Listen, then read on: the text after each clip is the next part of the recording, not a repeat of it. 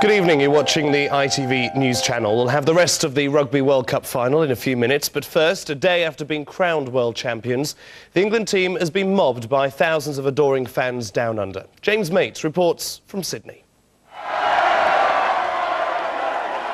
The Webb Ellis Cup held briefly aloft as the world champions headed for dinner this evening, but there was just one name on England supporters' lips.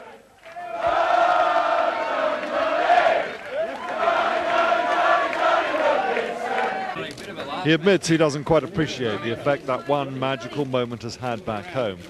And he knows this won't be the last time he's going to be asked to relive it. Having missed three, I think I knew that maybe one had to go over. This one being slightly easier than the rest, I hope this was one. And when I hit it, I realised that it had a chance. When I looked up, I knew it was over, yeah. The Australian papers, so critical of England last week, now grudgingly accept that Wilkinson and his colleagues are worthy champions. The coach, Clive Woodward, cheered everywhere he went today. There is still work to be done there. Even the Australian media have now had to concede you're worthy world champions. Can you get better? Oh, crikey, yes, I think you can. I mean, the answer is yes, we can get better. I just hope that this group of players have inspired a whole new generation when they come through and want to get in the team. And with, you know, the moment you think you've cracked it, you're gonna come second.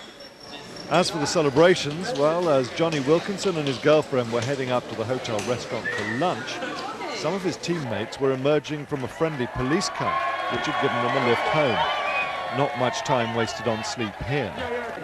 Despite the hangovers, many players did make a huge effort to sign autographs for the hundreds of fans who spent the day at their hotel. Tonight, to cap a very good 24 hours, England swept the board at the International Rugby Awards dinner. Clive Woodward, Coach of the Year. England, Team of the Year. And Player of the Year, well, you guessed it, Johnny Wilkinson. After last night, it could hardly have been anyone else. The party in Sydney may be over. The party in the England camp won't really end until the players get on that plane home tomorrow afternoon. James Mates, ITV News, Sydney. So England's World Cup triumph is still being celebrated across the country, and tonight we want to know whether their victory has fired up your interest in rugby. Let us know your opinion by sending us a text on your mobile phone. To vote yes, text Y to 80300. To vote no, text N to the same number, 80300. It'll cost you 25 pence plus your standard network charge. Let's have a look at the results so far.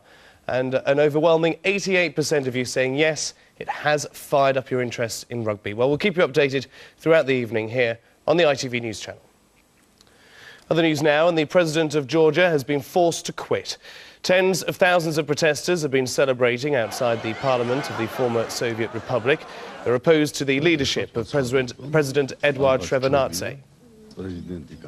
A church service has been held in Turkey to remember those who died in last week's bomb attack on the British consulate in Istanbul. More than 100 mourners gathered at the city's Anglican church, including Victoria Short, the widow of the British Consul General, Robert Short. The West Bromwich Albion striker, Lee Hughes, has been investigated for allegedly fleeing the scene of a fatal road crash. It's thought that the player's Mercedes hit another car near Coventry just after midnight, killing a 60-year-old man and seriously injuring 3 other people. Well, coming up, the rest of England versus Australia. Don't go away.